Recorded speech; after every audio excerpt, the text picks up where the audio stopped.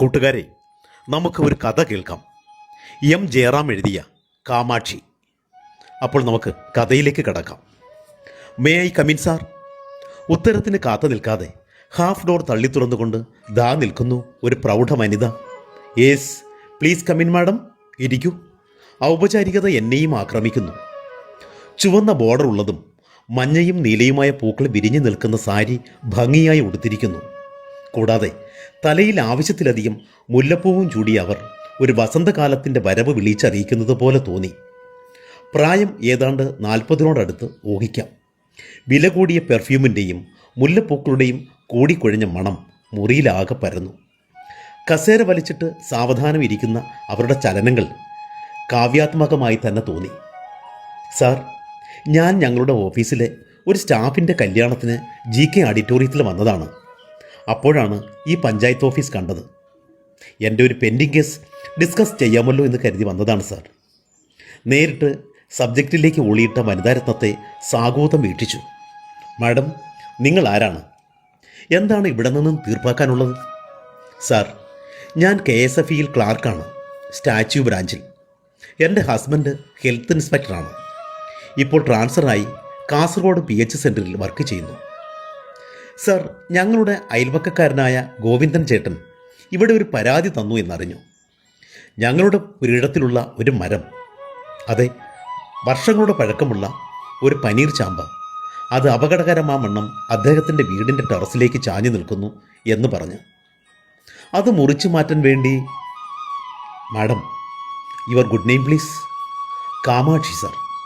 Yes, Kamakshi. ചെറുതായൊന്ന് ഞെട്ടിയോ? MA Malayalam വിദൂര കോഴ്സിൽ കഴിഞ്ഞ ആഴ്ച വ്യാകരണം പഠിപ്പിച്ച ഡോക്ടർ രഘുനാഥൻ പിള്ള സാറിൻ്റെ മുമ്പിലിരിക്കുന്നതായി തോന്നി. സന്ധി, സമാസം, കാമാക്ഷി. അക്ഷികളിൽ കാമം തുളുമ്പുന്നവളോ? അതോ കാമം ഒളിപ്പിച്ചു വെച്ചവളോ? അതോ കാമത്തെ കണ്ണുകളിലേക്ക് ആവാഹിക്കുന്നവളോ? എന്തൊക്കെയോ ആയി വ്യാഖ്യാനിക്കാൻ തോന്നുന്നു. ശോ, എന്തൊക്കെ അനാവശ്യ ചിന്തകളാണ് കടന്നു വരുന്നത്. അവരുടെ മുഖത്തേക്ക് നീട്ടിയെറിഞ്ഞ നോട്ടം പിൻവലിച്ചു. സാറെന്താ ഞെട്ടിയത്? എന്നെ ഇതിനു മുമ്പ് അറിയുമോ? ഇല്ല.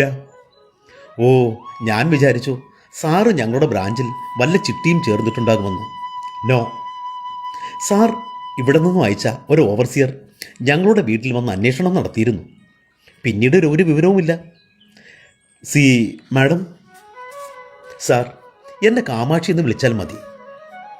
തല ഉയർത്തി ആ വിടർന്ന കണ്ണുകളിലേക്ക് നോക്കി. എൻ്റെ ദൈവമേ, എങ്ങനെ ഈ പേര് വിളിക്കും? തലച്ചോറിൻ്റെ ഉൾക്കാമ്പിലിരുന്ന് ഒന്നിലധികം മാനസിക രോഗികൾ പൊട്ടിച്ചിരിക്കുന്നതായി തോന്നി. കണ്ണുകൾ പിൻവലിച്ചു. മറ്റൊരാൾക്ക് ബുദ്ധിമുട്ടുണ്ടാകുന്ന രീതിയിൽ ഒടിഞ്ഞു വീഴാറായ മരം. അതെ സർ, അത് മുറിച്ച് മാറ്റുക തന്നെ വേണം. പക്ഷേ എൻ്റെ ഭർത്താവ് സമ്മതിക്കുന്നില്ല സർ. കണ്ണുകൾ ഉയർത്താതെ തന്നെ ചോദിച്ചു. വൈ? സാർ, അദ്ദേഹം ഒരു പരിസ്ഥിതിവാദിയും വൃക്ഷസ്നേഹിയുമാണ്. മരം മുറിക്കുന്നത് ജീവനെടുക്കുന്നത് പോലെയാണ് അദ്ദേഹത്തിന്. ഗോവിന്ദൻ ചേട്ടനോടുള്ള പതിവ് സംഭാഷണ സംഘർഷങ്ങൾ ഒഴിവാക്കാനാണ് അകലെയുള്ള ജില്ലയിലേക്ക് ട്രാൻസ്ഫർ വാങ്ങിപ്പോയത് എന്നെനിക്ക് സംശയമുണ്ട് സാർ. ഇപ്പോൾ ഞാൻ എന്ത് ചെയ്യണം മാഡം? സാർ, എന്നെ കാമാക്ഷി എന്ന് വിളിക്കൂ പ്ലീസ്. ഓഹ്, ആ കണ്ണുകളിലേക്ക് നോക്കുമ്പോൾ അകാരണമായൊരു ഭയം ഗ്രസിക്കുന്നതായി തോന്നി. വ്യാകരണ ക്ലാസ്സിലെ ബഹുബ്രീഹി സമാസം ഇത്രയും ഭയാനകമായ ഒരു അവസ്ഥയിലേക്ക് തള്ളിവിടും എന്ന് കരുതിയില്ല. നോക്കൂ, നിങ്ങൾക്ക് വേണ്ടി ഞാൻ എന്താണ് ചെയ്യേണ്ടത്? സാർ, ഇവിടെ നിന്നും ഒരു നോട്ടീസ് എത്രയും പെട്ടെന്ന് അയക്കണം. മരം മുറിച്ച് മാറ്റിയില്ലെങ്കിൽ പോലീസിൻ്റെ സഹായത്തോടെ പഞ്ചായത്ത് നിർബന്ധമായും മരം മുറിച്ച് മാറ്റുമെന്നും മറ്റും ഒരു ലെറ്റർ. എൻ്റെ ഭർത്താവിന് പോലീസ് സ്റ്റേഷൻ എന്ന് കേൾക്കുന്നത് തന്നെ വലിയ ഭയമാണ് സാർ. മാഡം, നിങ്ങളാൾ കൊള്ളാമല്ലോ. കുനിഞ്ഞിരുന്ന് തന്നെ അടക്കി ഒരു ചിരി പാസാക്കി. Sir, you are very senior to me. എന്നെ കാമാക്ഷി എന്ന് വിളിക്കാൻ സാറിന് എന്താണ് ഇത്ര മടി? കാമാക്ഷി. കാമാക്ഷി കുനിഞ്ഞിരുന്ന തല ഉയർത്താൻ ധൈര്യം സംഭരിക്കാൻ ശ്രമിച്ചു. പരാജയമായിരുന്നു ഫലം.